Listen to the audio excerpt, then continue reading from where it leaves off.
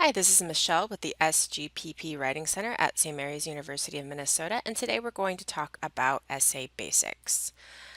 Now, the objectives of this video are to provide you with an overview of the parts of an essay, review examples of common types of essays and their structure, give suggestions for strong essay structure, and then troubleshoot common essay writing issues.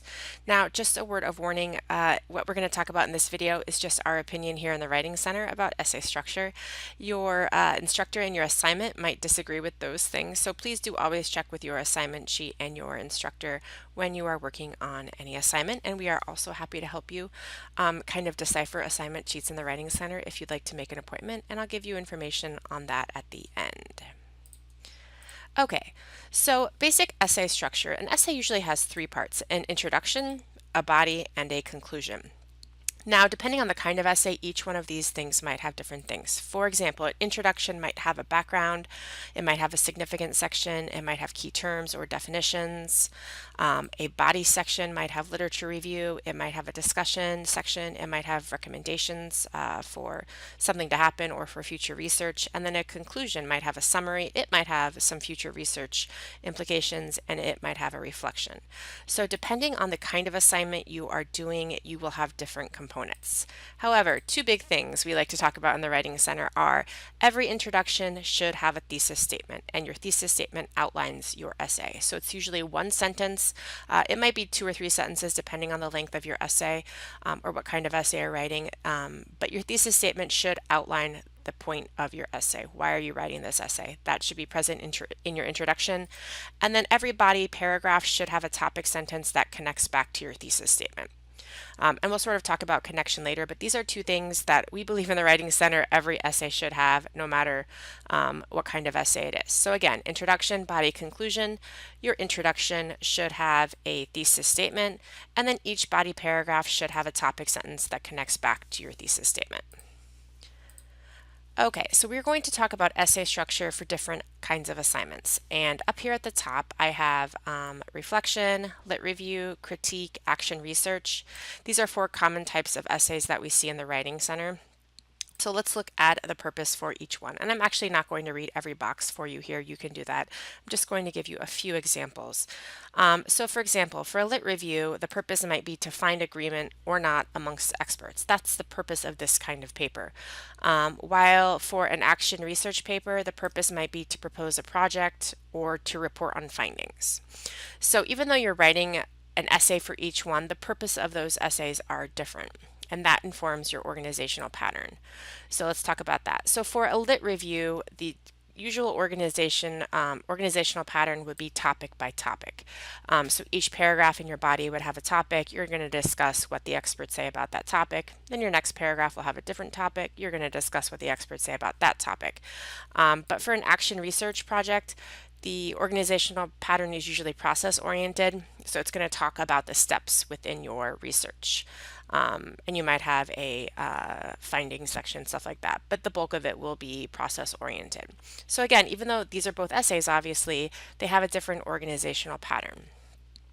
And from that are your sections. So in a lit review, the sections are here, usually have an introduction, background, a literature review, and a discussion, and then a conclusion. So the background, lit review, and discussion would all be part of the body. While in an action research project over here, you'll have an introduction and a conclusion again, and then the body would have some extra sections: a background, a methodology section usually, the action research, discussion, maybe recommendations. So again, the actual sections that are in each kind of essay are a little bit different depending on the essay that you are writing. And then I have some sample thesis statements here at the end so you can see how they're all a little bit different. Even though you're writing an essay, every kind of essay is different. I guess that's the point of this slide. So looking at your assignment sheet and figuring out what is this assignment asking me for is really important. We have a couple of great handouts on that topic on our website that I will link you to again at the end. Or if you're watching this on YouTube, there will be a link in the discussion box below, or the description box below. Okay, so now that you know that different kinds of essays have different structures and sort of how those might look, let's talk about how do you create a strong essay structure no matter the kind of essay you are writing. We're going to focus on three things here. Focus is one of them, connection is another, and patterns is the last one. So for focus, a really big issue is having a thesis statement that is neither too broad nor too narrow. A lot of times if you feel sort of stuck with your essay, either you don't have enough to say or you have way too much to say, it might be because your thesis statement the scope isn't quite right. So let's look at an example here. Let's look at the reflection too narrow. So this thesis statement might be a little bit too narrow. This student teaching experience taught me that I can be successful at teaching a poetry unit to high school students. I could probably write 2 or 3 paragraphs about that, but I'd probably struggle to write more than that. And then I'd feel really frustrated because, what else can I say about this? That's a hint to me that my thesis statement is too narrow. On the other hand of this spectrum, over here too broad, this student teaching experience was amazing. I could probably write a whole book about that, and there have been whole books written about that. So I'd probably feel really frustrated because I have way too much to say and I'm not sure how to organize it. Here is one that is probably just right. The student teaching experience confirmed my interest in teaching at-risk students. I could probably write a 7 to 10 page essay on that. I'd probably feel like I had enough to say without feeling overwhelmed by my material. So that's a hint that it's just right. So that's a really great place to start when you are writing an essay, is making sure that your thesis statement has a strong focus. And this is a great thing to do before you actually write your essay. So that way you'll be on the right track as you are writing. And we can, of course, help you with that. So here are some questions to help you troubleshoot your focus. Are you struggling to find enough to write about? Did you struggle to find sources? Your focus might be too narrow. So if you are in the research process even and you really just can't find any sources, or maybe you have to have 10 sources and you can only find 4, that might be a hint that you should broaden your thesis statement. On the other hand, do you feel like you aren't going into depth with anything? Your focus might be too broad. So if you're in the research process and you found, 500,000 sources on your topic, that's probably a good hint that your topic is too broad, your scope is too broad. So you'll want to focus that. Okay, so let's look at connection next. And like I said earlier, this is going to focus on thesis statements and topic sentences. So your thesis statement should connect to your body, to your topic sentences. Like I said, each paragraph should start with a topic sentence that outlines the paragraph and connects back to the thesis statement. I'm talking a lot about our resources, but we also have a learning module called Paragraphs 101 that talks about paragraph structure. That would be a great place to learn about paragraph structure specifically, so you should check that out as well. Okay, so here's a sample thesis statement over here. The literature reviewed showed clear connections between poverty, racial discrimination, and poor academic achievement for at-risk students. I have highlighted here in red some of the key terms: poverty, academic achievement, and at-risk students. So from there, I would build my body sections. So if we look at the body section, these would probably be section headings within my paper. I have poverty and academic achievement, and then I have racial discrimination and academic achievement. And I've highlighted the same words in red. So I'm using the same words for each within my thesis statement and then in my body sections. This lets me know that I'm on the right track, I'm connecting everything, and it's a great hint for my reader. How does everything work together in my paper? Well, here it's explicit. I see the same words, so those connections are probably going to be clearer than if I use synonyms.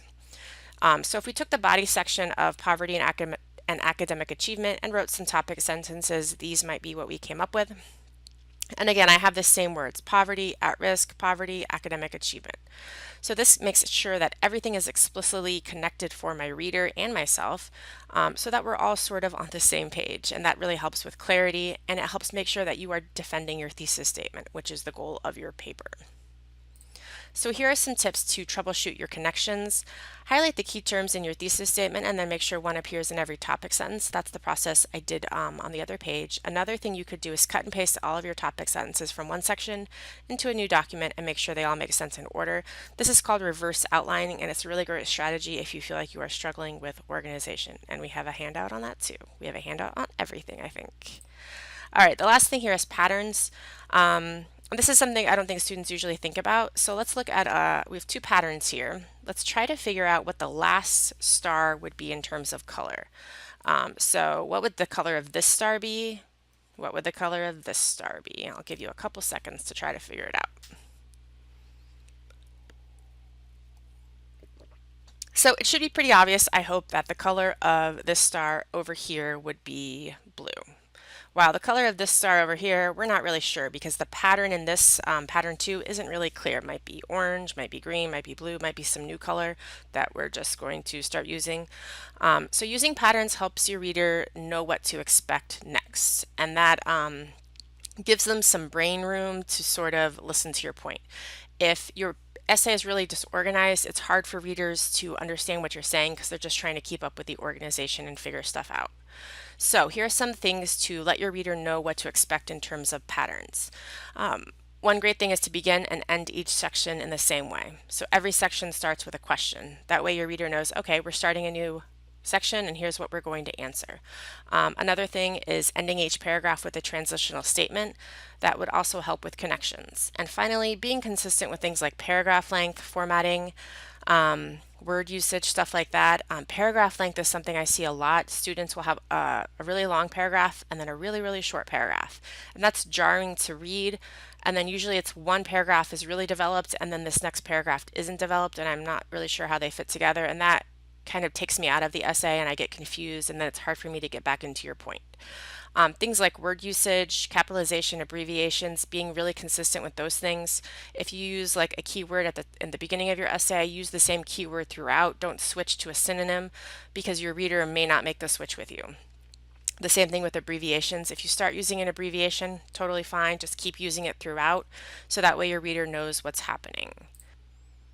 Here are some tips to troubleshoot patterns within your essay. One thing you can do is highlight the first sentence in each section and see if they all match in terms of function.